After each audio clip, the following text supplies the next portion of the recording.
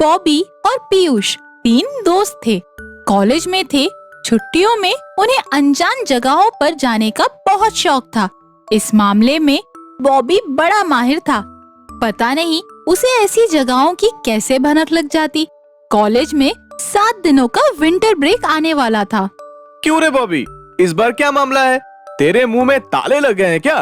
कहीं जाने की बात ही नहीं छिड़ रहा आजकल। अब तो विंटर ब्रेक भी करीब आ गया। बॉबी ने दोनों को देखा, फिर बड़े रहस्य भरे अंदाज में बोला, एक जगह की बात मेरे दिमाग में है।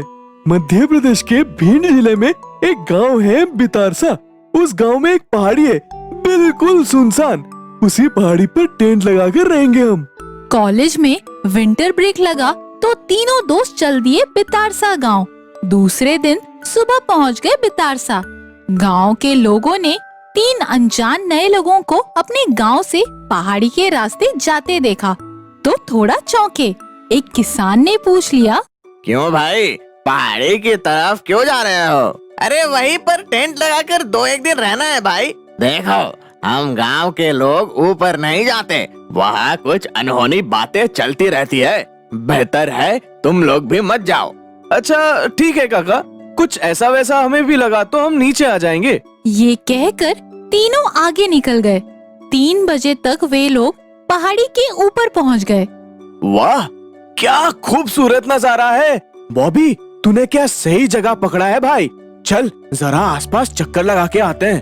तभी उनके बीच से एक काली बिल्ली तेजी से निकल गई। अरे अब तक तो कोई जानवर नहीं दिखा, ये काली बिल्ली कहाँ से टपक पड़ी? तभी बॉबी चिल्लाया, अरे झाड़ियों के पीछे एक गुफा मिला है, अंदर से झरने की आवाज भी आ रही है। चल अंदर देखते हैं क्या है। एडवेंचरस होगा ये मामला। तीनों जोश में गुफा के अंदर घुसे। वाह, क्या सुंदर झरना है भाई। अद्भुत अद्भुत दृश्य देखने को मिल रहा है। झरने के बगल में एक पत्थर के चबूतरे पर एक मूर्ति सा बना हुआ है। तभी गड़गड़ाहट की बड़ी जोर की आवाज हुई। गुफा का मुंह बड़े चट्टान से पूरा बंद हो गया। अचानक एक जोर का ठहाका गूंज उठा। ये एक औरत की खौफनाक हंसी थी। तीनों सहम गए। झरने के पीछे से धीरे धीरे एक औरत बाहर निकल रही थी। तीनों के तीनों मिल गए, वो भी एक ही साथ, हजारों सालों बाद। मैं एक शैतानी चुड़ैल हूँ, इस गुफा में हजारों सालों से हूँ। हजारों सालों से इंसान की बलि चढ़ाने का बेसब्री से इंतजार कर रही थी। आज मिला मुझे वो मौका। इनकी बलि चढ़ाकर मेरी शैतानी शक्तियाँ अमर हो जाएंगी। चुड़ैल ने अपना हाथ लहराया। बॉबी, दीप और पीयूष एक रस्सी में बंध गए। कल अमावस की रात है, बलि का शुभ मुहूर्त। तब तक तीनों यहीं बंधे पड़े रहो। चुड़ैल हवा के झोंके की तरह चली गई। अब क्या होगा? मैंने ही तुम लोगों को फंसा दिया यार। अरे दोस्ती में ऐसा मत बोल, कुछ सोचते हैं, रुक। रस्सी बहुत जोर की बांधी है, सब मिलकर खोलने की कोशिश करते हैं। तीनों जोर लगाते हैं रस्सी खोलने की। इस उठापटक में दीप का हाथ टकरा जाता है पत्थर पर बने मूर्ति से। फिर तो चमत्कार हो जाता है, उनकी रस्सी खुलकर गायब हो जाती है। गुफा के मुंह से गड़गड़ाहट के साथ चट्टान खिसक कर गुफा का मुंह खुल जाता है। तीनों भागकर बाहर आ जाते हैं। बिना देर किए तीनों पहाड़ी से नीचे आ जाते हैं। न जाने तब तक बॉबी को क्या हो गया था। वापस जाते हुए बॉबी कहे जा रहा था, मैं फिर वापस आऊंगा। मुझे इस चुड़ैल से हिसाब बराबर करना ही है। बदला लूंगा इस चुड़ैल से मैं। इंसानों का बदला क्या होता है, इस चुड़ैल को समझाना ही है। दीप और पीयूष को मालूम था कि ढीठ बॉबी फिर से आएगा यहाँ और उन्हें भी बॉबी के साथ ही आना पड़ेगा। दोस्त जो ठहरे।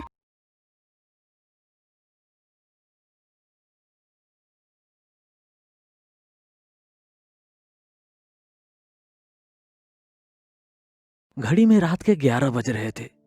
दीमापुर स्टेशन में आखिरी ट्रेन आ चुकी थी। महेश जी ट्रेन से उतरते ही व्यस्त हो गए।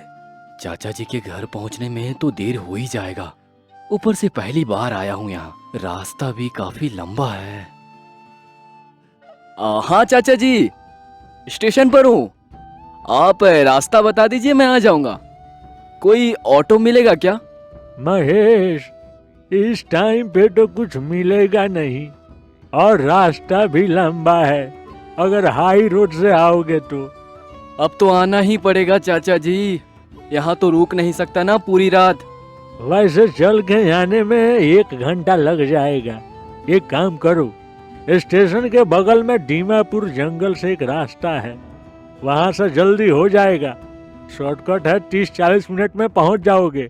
ठीक है चाचा जी, मैं वहीं से आता हूँ फिर। ध्यान से आना और कोई जरूरत पड़े तो कॉल करना। मैं जंगल के इस पार ही खड़ा रहूंगा, वहां से साथ चलेंगे। जी चाचा जी, ठीक है। महेश जी ने ईयरफोन निकालकर कान में लगा लिया और बढ़ने लगे। वैसे तो 11 बज रहा था, लेकिन ऐसी सुनसान और जंगल भरी इलाके में ऐसा लग रहा था कि रात के 2 बज चुके हैं। एक भी लैंप पोस्ट नहीं दिख रहा था। पूर्णिमा की रात थी और बादल ना होने के कारण देखने में कुछ ज्यादा दिक्कत नहीं हो रही थी। जनवरी की ठंड थी और रास्ते में अकेले इंसान थे महेश जी। गाने सुनते हुए जल्दी चलने लगे। शायद 15 मिनट हो गया था। 3 गाने खत्म हो चुके थे ईयरफोन में। महेश जी गाना चेंज करने के लिए पॉकेट से फोन निकाले और उसी टाइम पीछे से महेश जी के कंधे पर किसी ने हाथ रखा। महेश जी डर गए और जैसे ही वह पीछे मुड़े, उन्होंने देखा एक 70-80 साल का बुढ़ा खड़ा था वहां। इतने रात को कहाँ जा रहे हो बेटे? चाचा के घर जा रहा हूँ। आप कौन? मैं यहीं कब्रिस्तान के पास रहता हूँ, तुम्हें अकेले देखा तो चला आया। महेश जी गाने के धुन में चल रहे थे तो उन्होंने देखा ही नहीं था कि पास में एक कब्रिस्तान है। और जब वहां ध्यान गया तब उन्होंने देखा कि एक तरफ कब्रिस्तान था और दूसरी तरफ जंगल। जी, मैं यहाँ पहली बार आया हूँ और कोई ऑटो नहीं मिला इस टाइम पे, तो पैदल ही जाना पड़ा। चाचा जी ने कहा कि इस रास्ते से जल्दी हो जाएगा, तो यहीं से जा रहा हूँ। चलिए मैं आपको छोड़ देता हूँ। वैसे इस टाइम पे यहाँ से जाना सही नहीं है। गांव वाले कहते हैं कि इस टाइम पे आत्माएं निकलती हैं। आज के जमाने में ये सब कहाँ होता है, और आप भी तो यहीं रहते हो। लेकिन मेरे साथ चलने के लिए शुक्रिया। हाँ, 4G के जमाने में आप जैसे नौजवान ये सब नहीं मानते हो, लेकिन सच तो यह है कि आज भी यहाँ गांव वालों को आत्माएं नजर आती है। इसलिए इस रास्ते में 10 बजे के बाद कोई नहीं चलता है। आपने ऐसा कुछ देखा क्या? मैंने तो वैसा कुछ देखा नहीं, और हमें तो आदत पड़ चुकी है, रहते रहते सालों से यही रह रहे हैं। मेरा नाम महेश है। आपका नाम नहीं पूछा मैंने। और आप क्या करते हैं? मेरा नाम गिरिराज चौधरी है। एक जमाने में हम यहाँ के जमींदार थे। लोग हमें प्यार से चौधरी साहब कहते थे। अब वो दिन कहाँ, चौधरी साहब से बस चौधरी रह गए। इस रास्ते का नाम भी चौधरी सड़क है। आपसे मिलके अच्छा लगा चौधरी साहब। और ये चौधरी सड़क की वजह से मेरा सफर भी कम हो गया, नहीं तो हाई रोड से अगर जाते तो काफी टाइम लग जाता। और ऐसे ही बातें करते हुए चलने लगे दोनों। कभी महेश जी अपने शहर की कहानी सुनाते तो कभी चौधरी साहब दीमापुर जिले की। देखते देखते दोनों जंगल के उस पार पहुंचने वाले थे। चौधरी साहब महेश जी के पीछे ही थे। उम्र होने की वजह से सही से चल नहीं पा रहे थे। महेश जी, बेटा आप लगभग पहुंच चुके हैं। वहाँ शायद सामने आपके चाचा जी खड़े हैं आपके लिए।